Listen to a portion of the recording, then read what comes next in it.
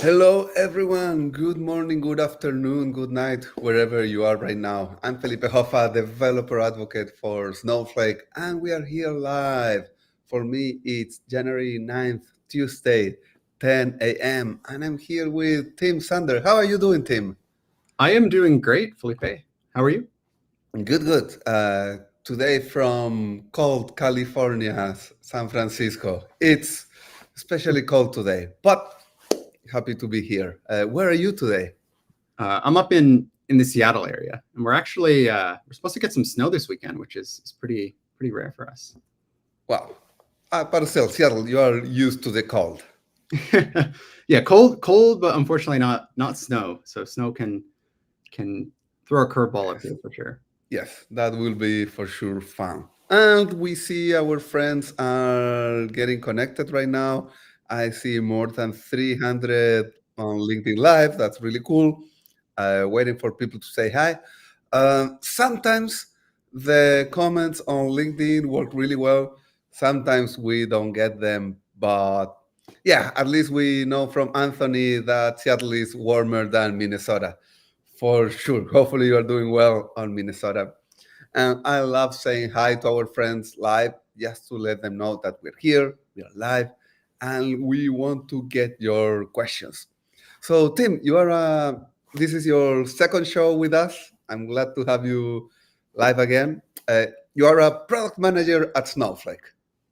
That's right. Yeah, and I work on our workload optimization feature. So in our last episode together, we had talked about clustering, right? Automatic clustering, and Yogitha joined me, who works on search optimization. And these are both features that you can apply to your tables in Snowflake to go and optimize query performance. And today we're going to dive into a slightly different feature called the query acceleration service. And unlike automatic clustering and search optimization, which are optimizations you apply to tables, the query acceleration service is a warehouse improvement that you can optionally enable to go in and basically improve performance. So instead of tables, we're going to be talking about warehouses today. Nice. I love optimizations and I love how Snowflake makes it easier. Now, just a note looking at the documentation, uh, this is an enterprise edition feature. That's So, right.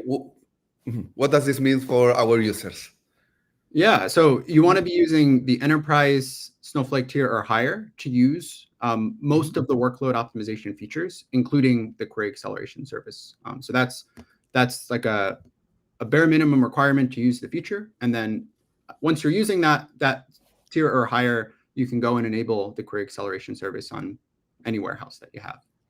Excellent. And today you are going to explain to us what the query acceleration service is, and you have interactive demos that I love, especially because you will show how cool and easy is to use this, and instead of guessing what size of warehouse people should use, they can just use a very small one and let Snowflake handle the rest. Yeah, no, that's a great point. So we can just dive in now to do a quick intro to QAS, and then after that I'll cover a couple of demo queries for you, and we can kind of play a game of understanding whether QAS will kick in or not, and I'll explain why it kicks in, and then we can actually try to guess whether it would kick in for a few queries together. And then after that, we'll show you how to enable QAS, and then finally we'll close it out with how to analyze the cost and performance once you've enabled QAS. Excellent.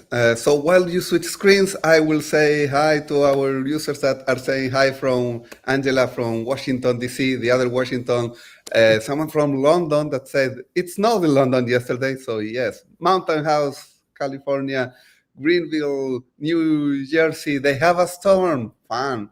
More London, UK. Uh, so, yes, Toronto, that's where it's snowing now. Snowflake, Menomoney Falls, which is so yes, it's snowing everywhere, and at Snowflake, we love when it snows. So let's get to your screen, Tim. All right. So Here we are. this is the blog post that we released back when we announced the general availability of the query acceleration service back in February 2023. So the first thing I want to call out is this is not very long ago, right? This feature is really less than a year old as being a GA feature. So it's a really new and exciting feature that a lot of customers that are already using Snowflake could benefit from, but really don't realize it yet.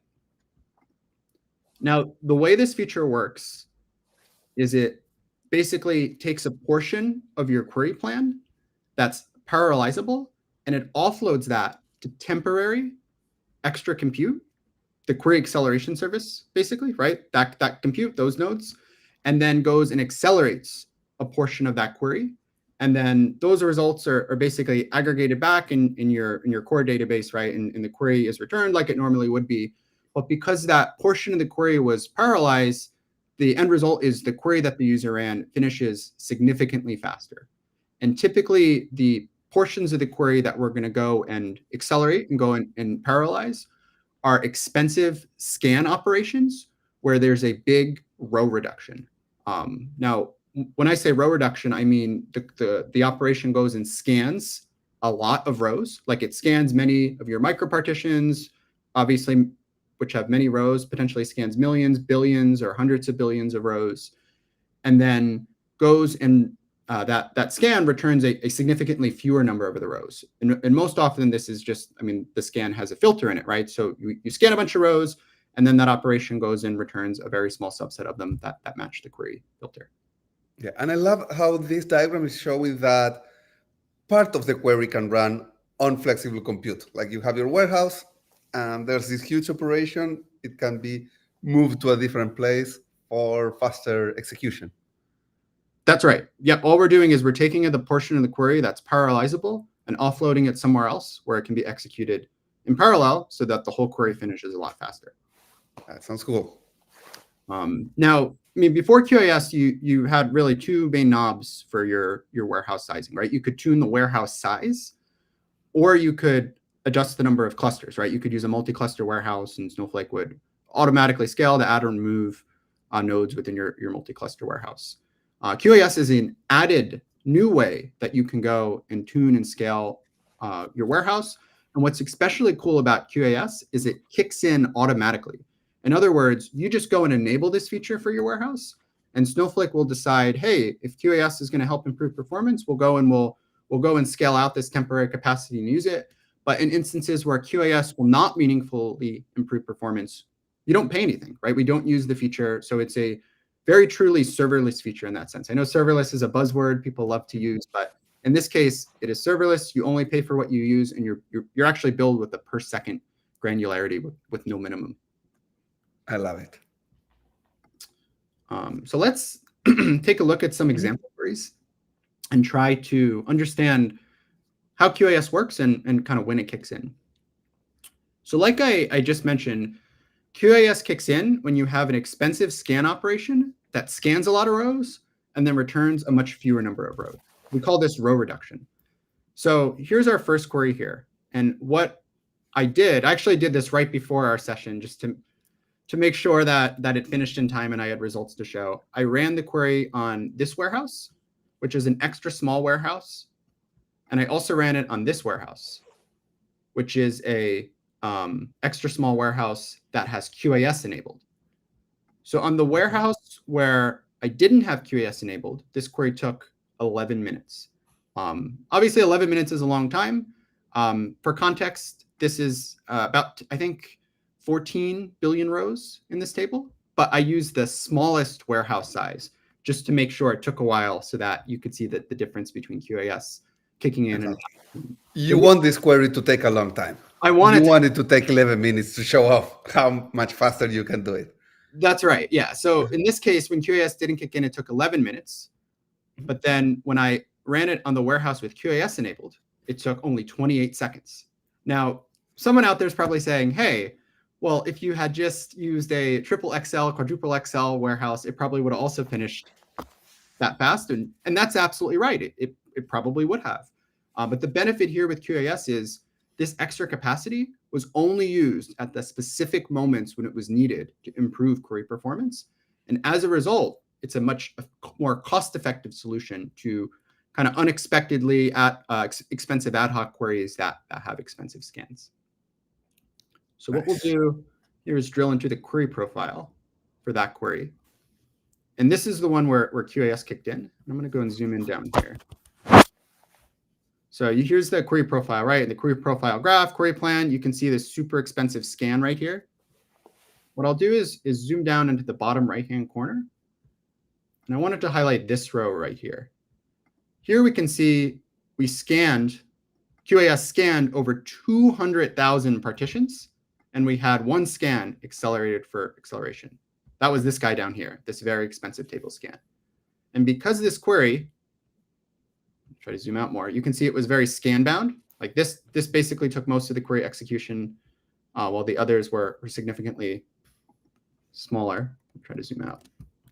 Zooms. Stuck down there. Let me go and regenerate that again. Yeah, let's and try to. Excellent. Cool. Can everyone see now? Perfect. I think I was zoomed in on the graph specifically, so that's when zooming in and out kind of mess things up. Yes. Cool. So you can see on this graph of the query plan that, I mean, most of the execution time is spent in the table scan, right? So because QAS was able to accelerate this table scan, we got a significant improvement in performance from 11 minutes down to 28 seconds.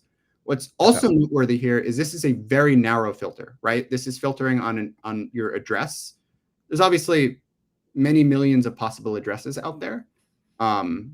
It's filtering on the address ID number. So in this case, there's only 355 records that match the filter, but there were 14 billion rows in catalog sales. So this was a huge row reduction, right? We went and scanned a ton of rows and returned a relatively small number of rows. So this made it a really ideal candidate for that scan to be accelerated by the query acceleration service. Yeah, and the fun part here is not only you got a way faster query within an extra small warehouse, cost-wise,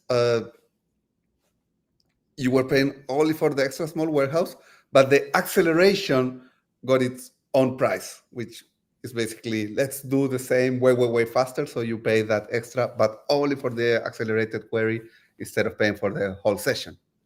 That's right. And the great thing to call out there is when query acceleration service kicks in, it kicks in with per second billing granularity, and there's no minimum at all. So with your warehouses, right, you're billed for, I think it's about a minute of your warehouse usage at a minimum, right? As soon as your warehouse is spun up. With the query acceleration service, there's no minimum, right? You're billed with per second granularity with no minimum, and there's no markup on top of your warehouse charges. So effectively, all we're doing is running capacity temporarily for you to accelerate the query, and we don't mark it up any more than we do the warehouses. So it's effectively really not really priced any different than your existing amount you've been paying for Snowflake compute. Exactly. It's like getting a triple XL for 3 seconds, 4 seconds, and that's what you pay, the 4 seconds of the triple XL without minimum and without having to manually choose to do it. It just kicks in. Exactly. That's right. So QAS, the thing I want to emphasize is it sounds really great, right? Hey, this is a great feature that'll kick in automatically, improve performance in a really cost-effective way. But the thing I want to emphasize here is it doesn't help every single query out there, right? It's helping specifically queries with expensive scans where we scan a lot of rows and then end up that scan returns a significantly smaller number of rows. So I wanted to highlight this query here, which I ran on a warehouse with QAS, or without QAS rather. And then I also ran it on a warehouse with QAS. And what do you observe here about the query execution times? That's 14 minutes 30. Not mean to go there. 14 minutes 30. And then this one that I ran on QAS was 14 minutes 24. I mean, those execution times really were not that different, right? Yes. In this case, what we can do for that query is we can look and see if QAS kicked in. And we can do that by going down here and pulling up the query profile. And when we look at the query profile, if you remember last time, if we went to the statistics in the bottom right-hand corner, we saw 2 rows about how partitions were scanned by QAS and also the number of scans that were selected for acceleration. And this time we don't see that here. This query was not accelerated by QAS. And the reason for that is, in this case, while we likely need to scan this table, we're grouping by a column with a really high cardinality. I think the cardinality of this is into the 100,000s or even millions. So in this case, there's not a huge row reduction, if that makes sense, right? We're scanning a lot of rows, and but we also return a lot of rows. So even though maybe the query had an expensive scan in it, there's not a row reduction, so there's not a good opportunity to parallelize it using extra compute, using the QAS compute, and then return it back to your core warehouse. So in this case, Snowflake is smart enough to know, hey, QAS wouldn't help here, so we won't have it kick in, right? We'll go and we'll just use your warehouse. We won't make you pay extra for no reason. I see. And that's because the query acceleration service is working in a parallel machine. So it needs to bring back the results. So if it's getting the results of these tables kind of too large, it doesn't make much sense to send all that data back. Exactly. If you're sending back hundreds of millions of rows, that could be just as expensive as the scan, right? It might be not very cost effective to do so. So we're smart enough to know, hey, this operation really isn't that parallelizable because there's not a big row reduction. So we just don't have QAS kick in. So with that kind of understanding in mind, I'd love to go through two examples together and discuss whether we think QAS would kick in or not. So this address value here, right? The CS bill address SK, this is a positive integer value. So hypothetically, if I were to run this query that filters to, let's say, where this is less than -4, would QAS kick in or not? So in this case, it took 100 milliseconds, but was that QAS or catch? So I'm gonna rerun it. It took 16 this time. So this time, this was a new query, so I don't think it was cache. So in this case, if you remember on our last episode we did together when we talked about clustering, there's some really useful metadata that a lot of the micropartitions in Snowflake has. And if you think back to that episode, we talked about how each of the micropartitions maintains a range of possible values, a min and max for the columns. So you can understand if the range of values that are within that micropartition. And luckily, because this value is greater than 0 everywhere, right? Because it's a positive integer value everywhere throughout the table, Snowflake is actually smart enough to know that, hey, if you do this less than -4 filter, there's no way that it exists on any of the micropartitions. So it doesn't need to scan any of them. And if you go to the group profile, you'll see something like this. Metadata-based result. We don't need to scan anything, right? Obviously, this is a simple example. Sometimes it can get a little more complicated than this. Sometimes it might not be obvious how Snowflake's using the metadata to avoid a scan. But the takeaway here is, hey, if you don't have a scan, it's not going to be accelerated by QAS, right? Because you didn't need it. So in this case, QAS wouldn't kick in at all because the query ran in 63 milliseconds and there was no expensive scan to accelerate. Nice. I'm going to go to this guy here, and I'm actually going to run a new one. I had previously run it with this value, and I think this is cached now. So if I run it again, it'll probably use the cache. So I'm going to just plug in a new value here. Perfect. We can get a new execution of it. And I'm going to run this query on an extra small warehouse with QAS enabled. And I want to kind of pull everyone here and have you think about it for a second. If we're going and have an equality filter on a specific price value within the sales table, do you think that type of query pattern would use QAS? I'm thinking about cardinality here because what you were telling me was you want the output to be small.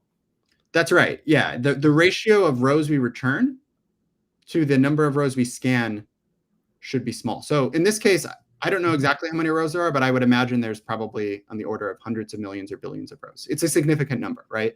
And we can actually, the query return results, so we can see that there were 71,000 results returned.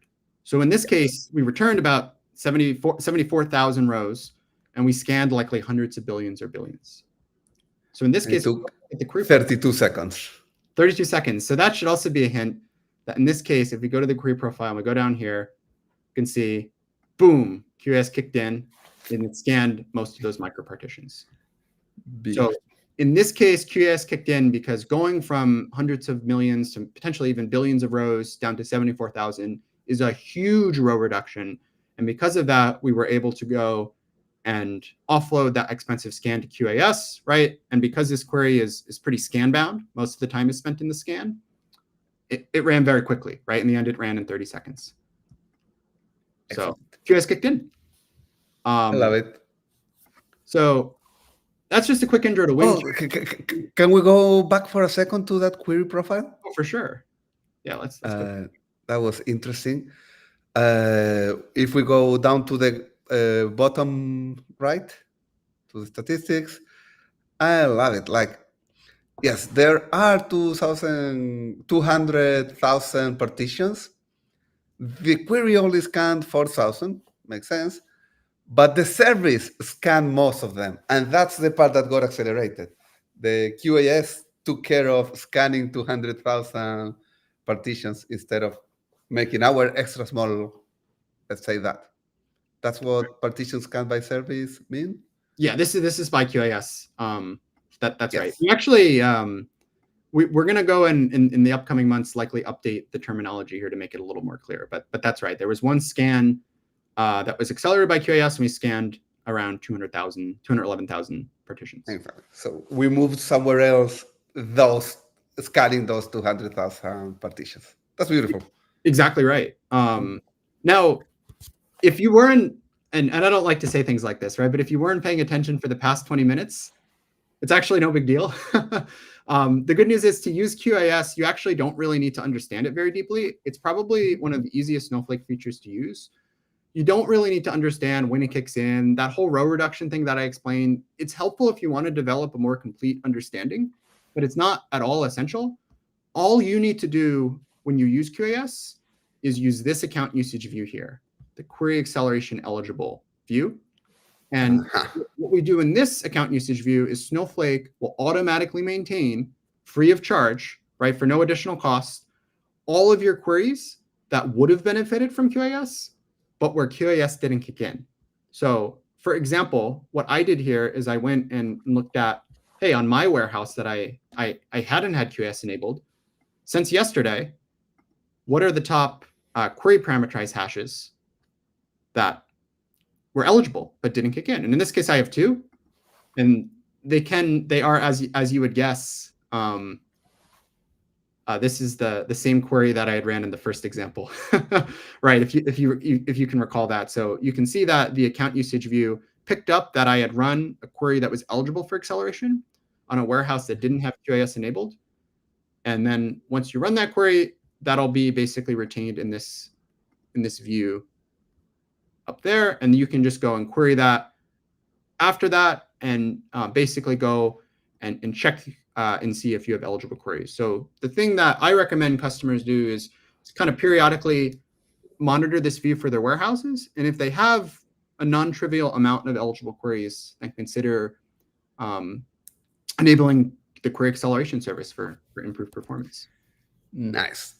Speaking of eligible, I have a couple questions that this might be the perfect time to answer. So Matt is asking, are tables with clustering keys eligible for QAS? That's a really great question. Here's how I think of QAS. It's a feature that it works on your warehouse. So if you have table optimizations, such as clustering, materialized views, search optimization, whatever it is, they can work together with QAS to get even better performance. So no issue to use QAS with clustering. And oftentimes, if you're using clustering and you still have an expensive scan, QAS can even improve performance further. Yeah, so for tables this big, you probably want clustering. Not always, because sometimes the natural order is perfect, but these are huge tables. You want clustering. But even then, QAS can make things faster. That's right. what I'm hearing. The example I'd give would be, let's say you have a table with 10 million micropartitions and you have the table clustered. Maybe you get good pruning on the table, but the query still needs to scan 1 million micropartitions, for example, right? Yeah. If that 1 million micropartition scan is eligible for acceleration, QAS could then go and further improve performance. So you'd get that initial good pruning from clustering, right? And that would improve performance. But if the remaining number of partitions you need to scan is really big, QAS could even take it even further. Beautiful. And Chandra Kant has also a question. What about external tables? Does this work only with internal tables? I wonder, external tables, is it different if Iceberg has all the metadata? And I see you're thinking about it. Yeah. I believe the answer to that's no. For Iceberg specifically, I know that, and yeah, it likely would not kick in for the scans on external tables. So if you were to, let's say you had a warehouse that accessed external tables, it's totally fine if you have QAS enabled on that warehouse. Like it wouldn't cost you anything extra, right? It wouldn't do any harm. But the specific scans of Iceberg tables, for right now, QAS would not accelerate those yet. Makes sense. I love the as for right now. That might change. Very keyword there for sure.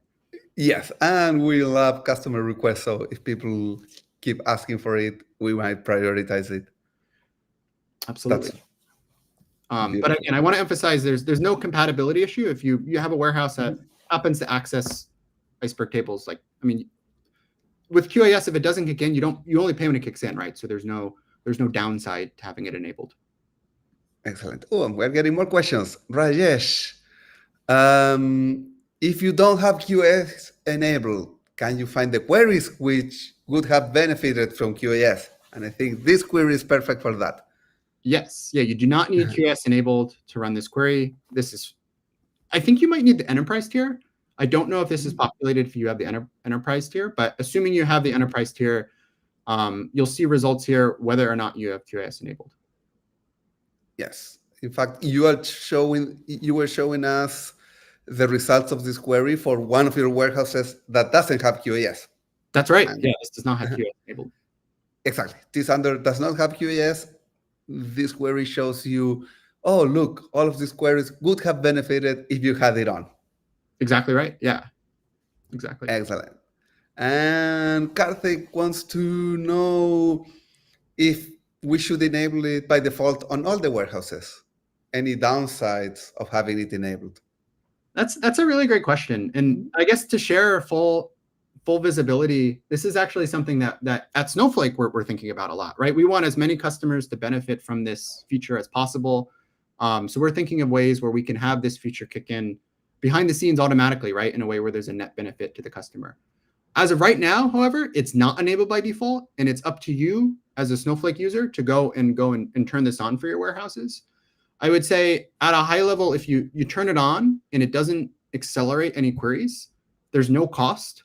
So there's no risk there, if that makes sense. So if you turn it on in all your warehouses tomorrow, like the worst case scenario in terms of performance is that it just doesn't kick in, right? And you don't pay anything. In some cases, and this is actually something we'll talk about when we cover the scale factor for QAS. In some cases, QAS improves performance with really no cost increase or only a nominal cost increase. But in other cases, depending on what scale factor you set for QAS, you could see a trade-off between cost and performance. So then the decision of whether or not to enable QAS on your warehouse really just depends on, your trade-offs for that workload for cost and performance. Yeah. So if I were to enable QAS, let's say on this Tim Sander warehouse, right? This one where we had a few recommended queries that would benefit. Really easy. All you need to do is check off query acceleration. The one thing that you need to decide at the time you enable it is this scale factor here. And you can toggle this, should be zoomed in up there, all the way from 1. It seems like when I zoom in, it affects the zoom. So you can toggle all the way from 1 to 100, or you can set no limit. And basically what this value does is it dictates a maximum for the multiple of warehouse capacity that Snowflake will use to accelerate query performance. So if you set this to 7x and you have an extra small warehouse, you're telling Snowflake, okay, when you go and accelerate queries, scale to a maximum of 7 additional warehouses, 7 additional extra small warehouses worth of capacity to improve query performance, but don't scale beyond that. So in general, the higher this value, the bigger the benefit of QAS, but also the higher the cost of QAS. Yes, I see it as if you have an extra small warehouse, and let's say you have it on 24/7, there's a maximum cost that you can pay for that extra small warehouse for having it on. Um, if you have the query acceleration service on, then there is an extra cost for accelerating those queries that will get everything faster. Uh, but now, in exchange for making everything faster, you might end up paying a little more, but everything will be faster. That's right. And the higher, basically, I mean, the way you can think of this is if you set this, let's say, to x times 4, at most, right? If we ran with 4 warehouses worth of extra capacity all the time for this specific workload, that would be for this warehouse 4 additional extra smalls, right? So that would be an absolute maximum of 1 credit, right? Each extra small is 1 credit an hour times 4, an absolute maximum of 4 extra credits per hour for QAS. And in all likelihood, it's likely to be much less than that because the feature is built with per second granularity and only kicks in when it will help. But that's how you can kind of think of the scale factor.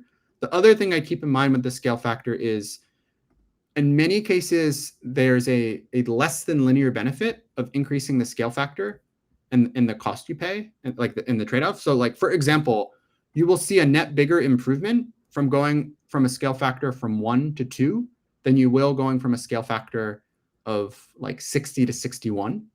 So, but the cost increase is the same, right? So in general, you're more likely to see a favorable cost performance trade-off with lower scale factor values and higher scale factor values. So for that reason, we generally recommend start small with scale factor and gradually increase it, potentially starting as small as 4 or even smaller, and then gradually increase it to tune the optimal trade-off value. But don't start really big. Like don't start with the value of like 80 or 90.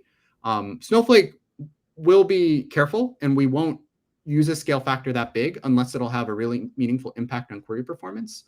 But in some cases, we might give you really big query performance improvements that you might not even need. So I recommend start small and control it, and then gradually increase with the reverse. Exactly. So we have the case where your costs end up the same, but everything is way, way faster, so everyone is happy. We have the case where everything is faster and you end up paying a little more. But also you might end up paying less if, for example, you had an extra large warehouse and now we move that extra large warehouse, we convert it to an extra small with the query acceleration service. Like everything continues being very fast and you're paying less because you're not using an extra large the whole time. Absolutely. Many customers find that once they enable QAS, they're able to decrease their warehouse size. Oftentimes, customers have big warehouses to accommodate a pretty small number of queries. In many cases, these queries can be accelerated by QAS. So that example, like you mentioned, could absolutely happen, right? You could get a workload that uses a really big warehouse size, but then you find when you enable QAS, maybe that big size isn't needed anymore. In those cases, the combination of using QAS plus decreasing the warehouse size can sometimes result in scenarios where you actually get better performance and cost. Unfortunately, it's something you kind of have to tune with different scale factors and warehouse sizes. But it's definitely something to keep in mind as you're trying out the feature. I love it. Let's do a quick round of questions before we leave. But before we go quickly to the questions that we have, anything that you want to finish with that we should cover? Yeah, the one quick thing I want to highlight is actually what happened when Snowflake enabled this feature, right? Snowflake is obviously a huge user of its own features. So this data here, and you can recreate this graph using the queries in the public docs, but this query here basically looks at the cost of QAS when we enabled it on our Snowhouse warehouse, which is our biggest internal warehouse at Snowflake. And you can see that on this warehouse, QAS, when we enabled it on August 9th, had a bill of around 1,000 to 2,000 credits per day, which sounds like a lot, right? Like that's a lot of money. But what's pretty cool is when we enabled the query acceleration service, we actually saw a pretty similar magnitude drop in the warehouse cost, right? So you could see on August 9th, we saw this drop, the blue line, which is warehouse cost, and the increase in the yellow line, which is QAS costs. And this increase isn't that much smaller than the blue cost. So we like to call this the net QAS cost increase. And for Snowhouse, even though QAS seems expensive, it's deceptively actually the net cost is a lot smaller than that. And even with this somewhat modest cost increase, we still saw dramatic improvements on query performance, right? Query performance basically for those eligible queries was reduced by around 50%. I love it. So everything got faster. We paid almost the same, and we could end up paying less if we also optimized the warehouses, but maybe we didn't do that. But That's I right. love that the most important fact is that we make things faster for uh, probably a smaller cost or just and it will take a lot of experimentation, but this is real data and there are different cases from customers. But I love that you're showing us here a real example. Yeah, for sure. And it's definitely something you want to experiment with. And in the future, we're looking to make that experimentation easier and have more recommendations and things like that to help you use QoS to save money. Cool. So let's do a quick roundup before we leave because we have a lot of questions and maybe we should do another session because just showing more examples. But this one is pretty quick. Available on all editions? No, enterprise or higher. Good. How is the compute build for QAS? So it's built really in the same way your warehouse compute is built. So there's really the same charge, right, for that amount of capacity. The key difference with QAS is you don't have a 1 minute minimum like you do with warehouses. Other than that, it's exactly the same. Your build based on the compute capacity that you're using. Yeah, it works the same, but only for that small portion of the query, and that's pretty cool and magic. How do we enable QAS? I think it's just an alter warehouse enable QAS. That's right. You can enable it with an alter warehouse statement, or you can just toggle it on with the check mark in the UI. It is a very easy feature to enable. Yes, metrics on dollars spent, we could do it. Again, it depends on what warehouse you were using, and then things. The session uses way less money because now I'm using an extra small, and I'm only paying for that small fraction of time that we went to the triple extra large or something like that. Yes. That's right. And here's a query. This is exactly the same query I had run here. You can grab this in the docs on the QAS page. You come down to evaluating cost and performance. Aha, excellent. Yes, this is exactly what I ran right here to generate this graph. And it is critical that when you look at QAS costs, you look at the change in your total compute costs. That is QAS plus your warehouse. If you just look at QAS costs, it's going to seem actually pretty expensive. The key is that your warehouse cost reduces. So the actual amount that you're paying is often not that much more. Beautiful. And Angela wants to know use case for not enabling QAS. I love that there is a middle answer that is like enable it, just give it a small factor. Yeah, and for many workloads, enabling QAS with a small scale factor can often result in performance gains with fairly nominal cost increases. So that's something in general I would almost always experiment with if you had eligible queries. The key thing though is if you don't care about performance that much, or if you're already getting good enough performance, it might not be worth investing the time in QAS. There's more effective features. If your sole goal is, let's say, cost savings, there could be other features in Snowflake that are more effective at achieving that.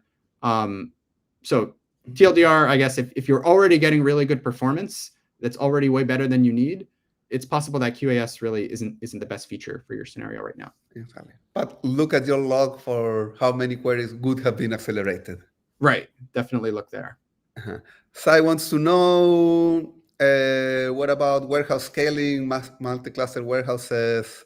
Uh, how does these things interact? I guess you get less scaling and because you can just send queries somewhere else. Yeah, so the way the feature works actually is kind of independent of whether you're using a multi-cluster warehouse or not. That a max scale factor is for your whole multi-cluster warehouse. So whether you have a multi-cluster warehouse,